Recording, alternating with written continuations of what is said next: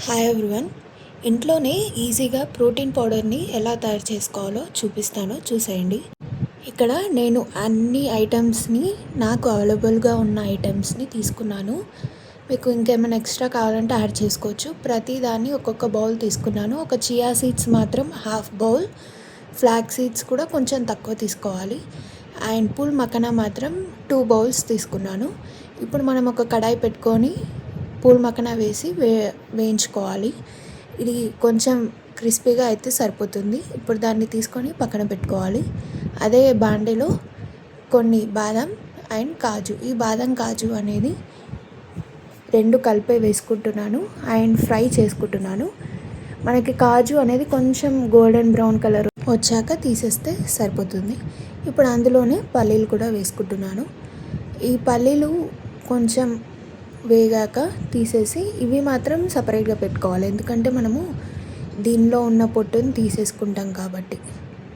And ఇప్పుడు అదే కడాయిలో ఒక బౌల్ సన్ఫ్లవర్ సీడ్స్ ఇంకా పంకిన్ సీడ్స్ 2 ఒకేసారి నేను వేయించుకుంటున్నాను. కావాలనుకుంటే ఇంకేమైనా సీడ్స్ మీ దగ్గర ఉంటే యాడ్ చేసుకోవచ్చు. అవి కూడా కొంచెం గోల్డెన్ బ్రౌన్ కలర్ వచ్చే వరకు వేయించుకొని అన్నీ ఒక దగ్గర పెట్టుకుంటున్నాను.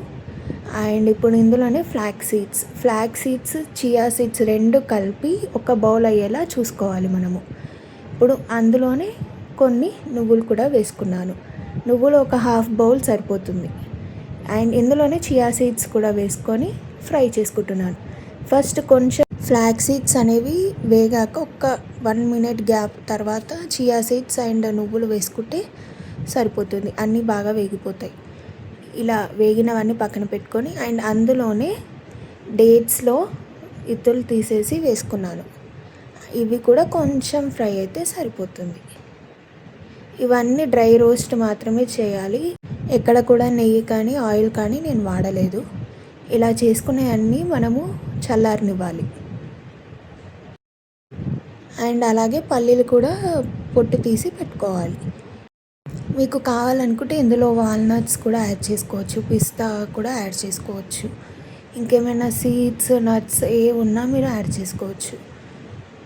అండ్ ఇప్పుడు ఇవన్నీ చల్లారాక మిక్సీ జార్లో వేసుకొని మెత్తగా మిక్సీ పట్టుకోవాలి. ఇలా పౌడర్ తయారవుతుంది. ఈ ప్రోటీన్ పౌడర్ని ఎలా వాడాలి, మనం ఎలా తీసుకోవాలి అనేది నేను నెక్స్ట్ వీడియోలో చూపిస్తాను. Thank you.